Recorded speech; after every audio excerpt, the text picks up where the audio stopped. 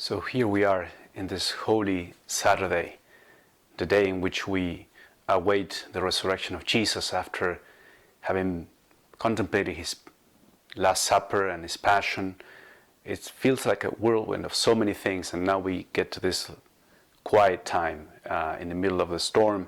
Things quiet down and we live in expectation.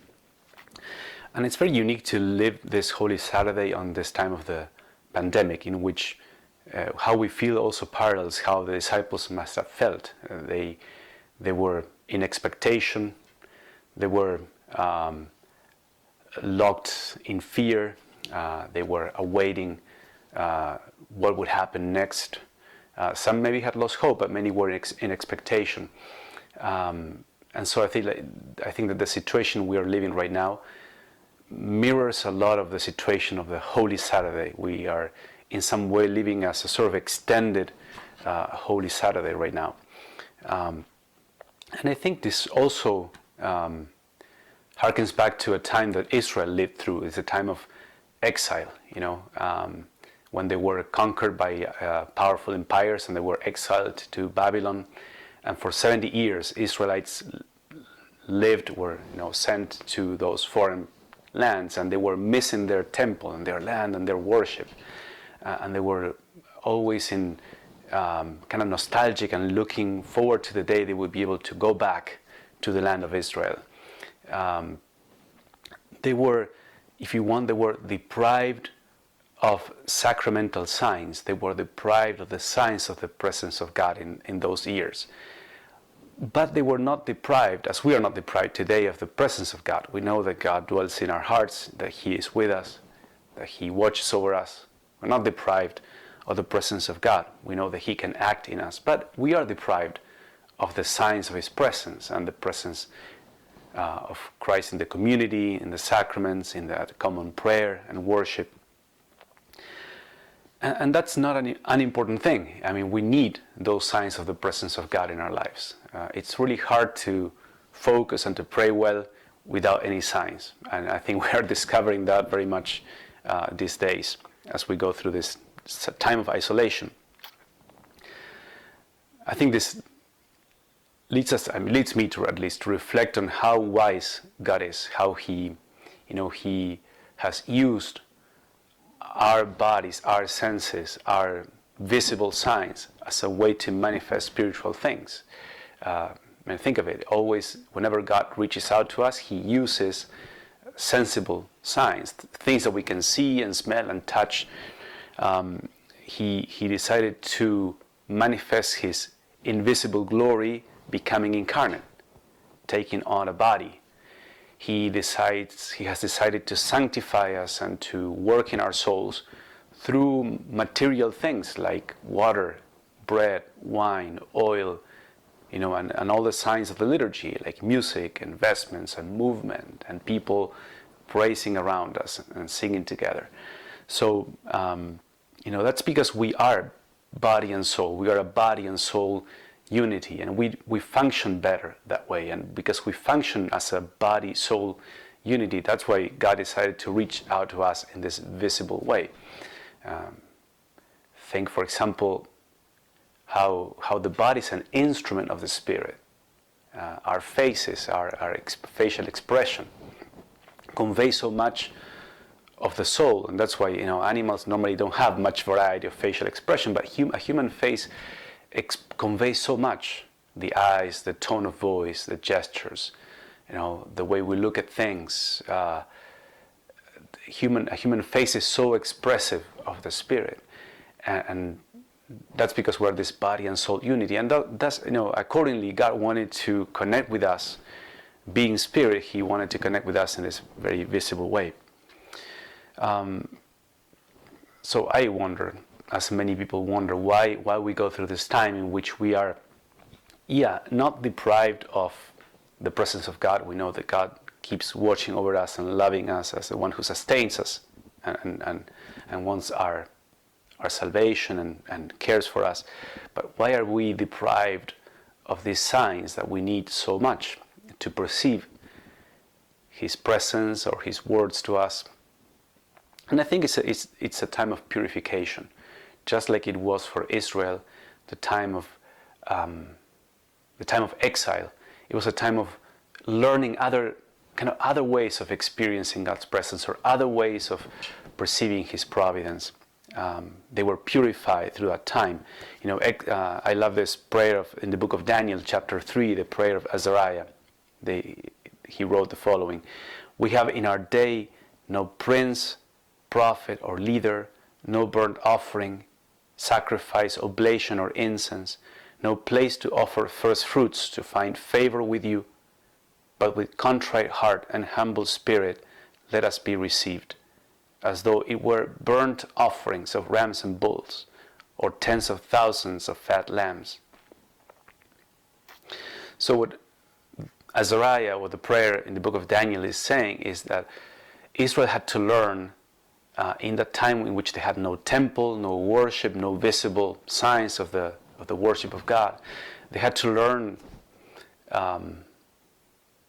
to seek God in the meditation of the Word, of the Scriptures. They had to seek God in the purity of the heart.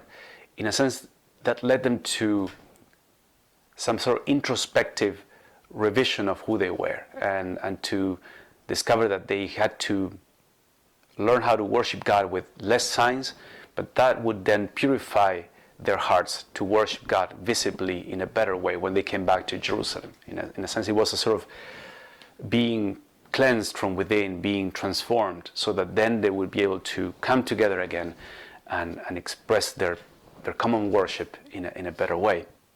And I think something like that is what's going on right now. I can imagine the disciples on Holy Saturday, they must have reflected so much on what happened the prior days, and they had no gathering of many disciples. They didn't have Jesus physically present with them. They were mostly in silence, in the quiet of their homes, and they were reflecting on all the things that happened the prior days, all that Jesus did, the miracles, the things that He said.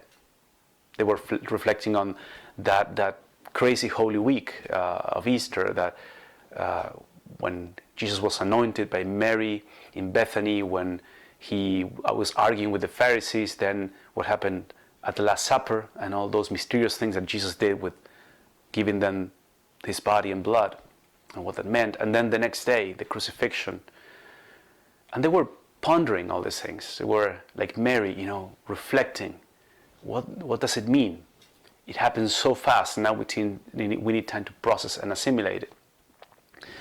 And I think this Holy Saturday is a time to do that. It's a time to, since we don't have many external signs, we cannot gather together, we don't have all the visibility of the sacramental signs with us, it's a time for us to reflect.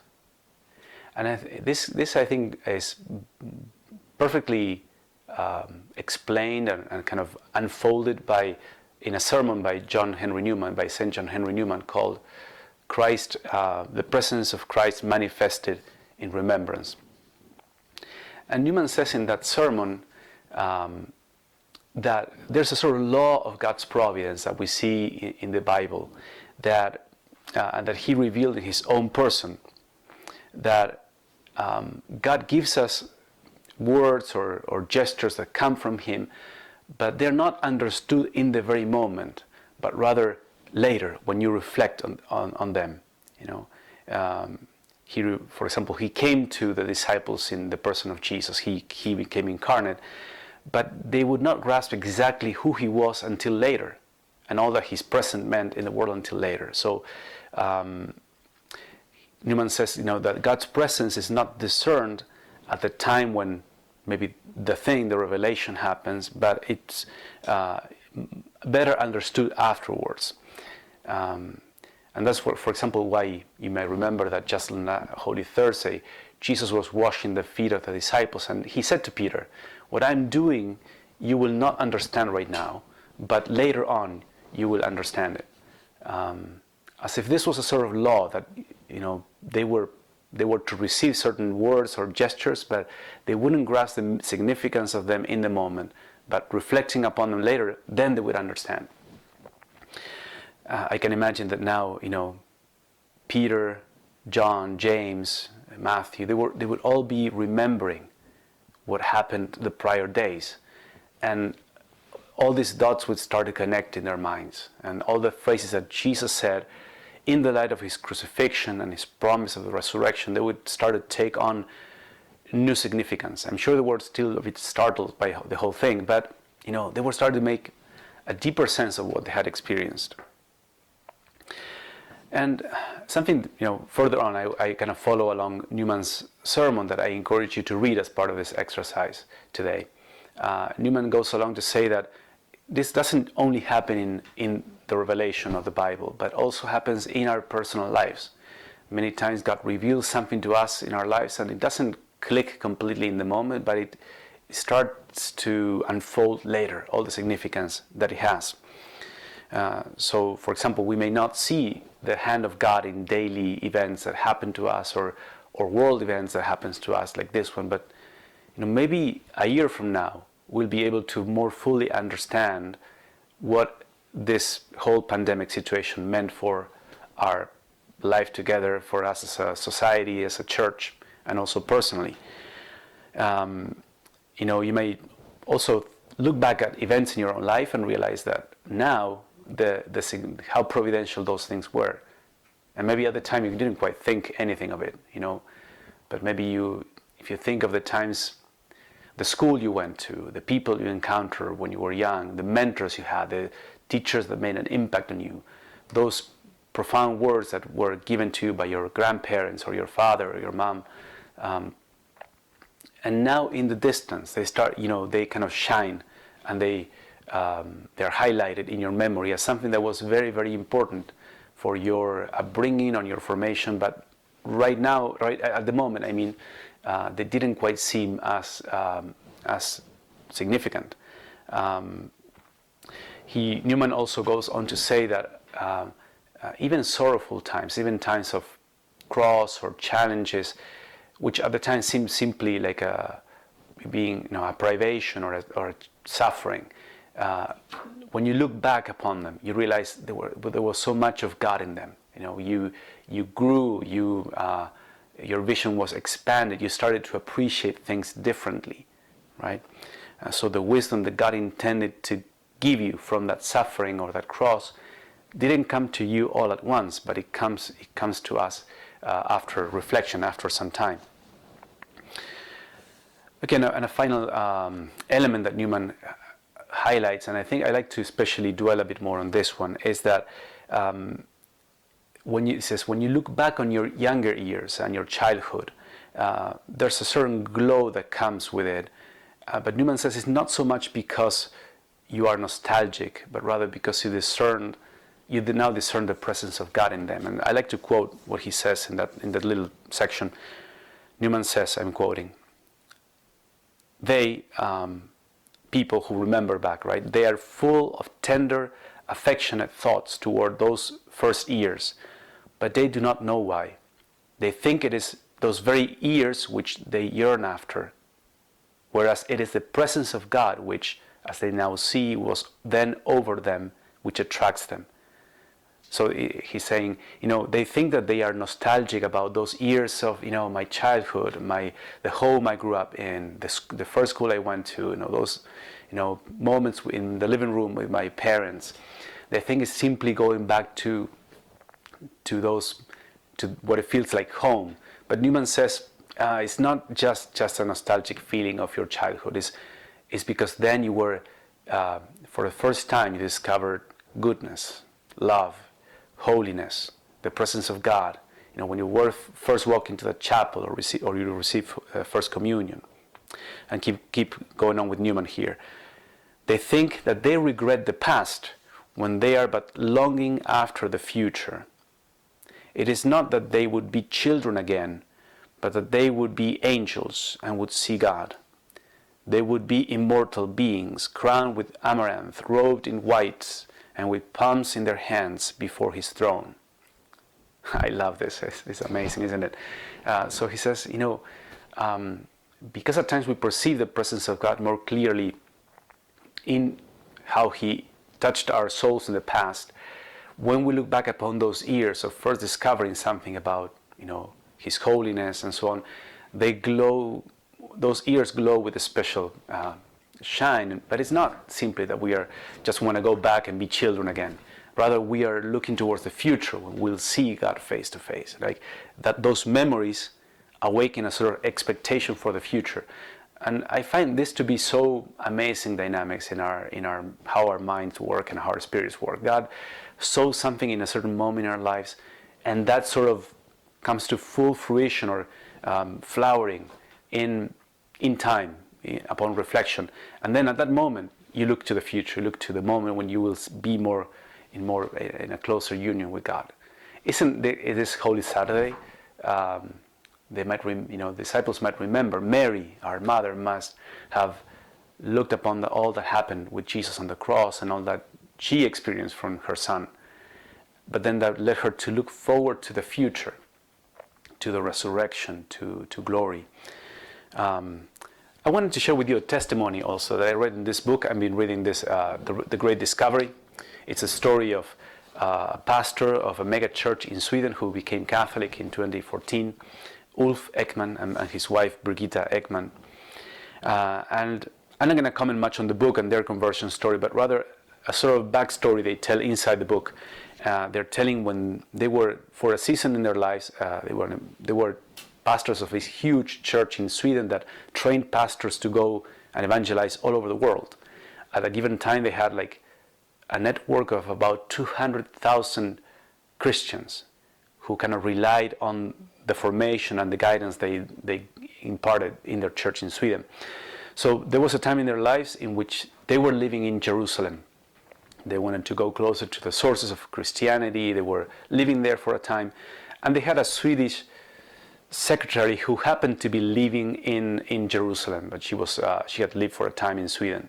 Her name was Abigail, okay, with a V.